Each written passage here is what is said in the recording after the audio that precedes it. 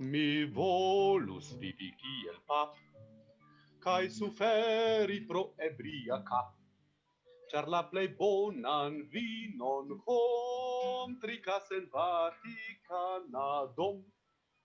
Sed papo vivas en miser, char sen aina vimas amafer.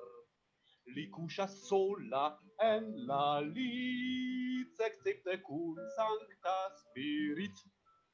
Sultano vivas en luxeg, giohanta en sexuma bec. Mi ancau estus la sultan, cun mil pichar en accompan. Povrulo estas la sultan, char li credas je sancta Coran. Ne trinki vino pro la cred, ne estas vivo sed ofend. Mi taxas sortojn ambaŭ du, ne vivindajn samajn al enu. Kun meti estus mi desir, duonojn kune mi aspir. Mi sidus sur la papatron, kai mi estus de sultan duon, kie nur estas la vinglas de la knabinoj kai amas.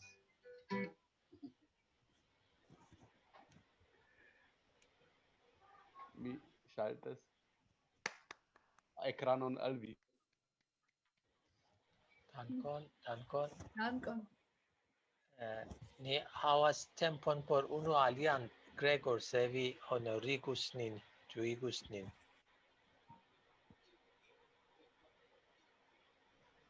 Ne aŭskultas, Gregor. Yes, via mikrofono. Aŭdas. Mikrofono. Aha. Gregor. No, tio, se vi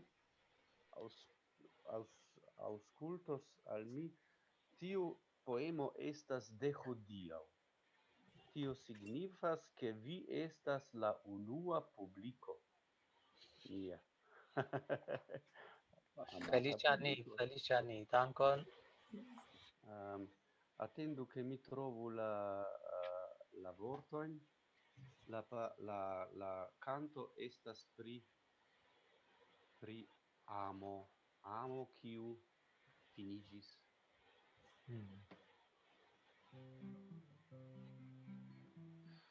Unu glason de vin,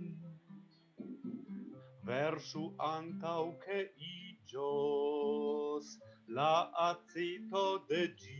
Mi ĵus malfianĉiĝis, bela vi, kelnerin. Estas sola mi jen, estas fin de rakonto. Diros mi sen ĉagren kaj sen iu ajn honto, mi koniĝis kun pen. Bonvolu iri, trovu iun pli bonan. Ne disfalos la mond, do bankroto persona ne okazos la mort. Bonvolu iri, Dion havu ĉe flanko. Mia amis vintro, mi por vi havas dankon, ne bedaŭru ion. Jam mallumas ĉiel, belaj astroj aperas. Kiom estas sciem, min turmentas, suferas, en se estingigas la stel. Lumo estas malpli, post la via foriro. Drinki hodiaŭ mi volas, mia deziro, bonojn montru la vin. Bonvolu iri, trovu iun pli bonan.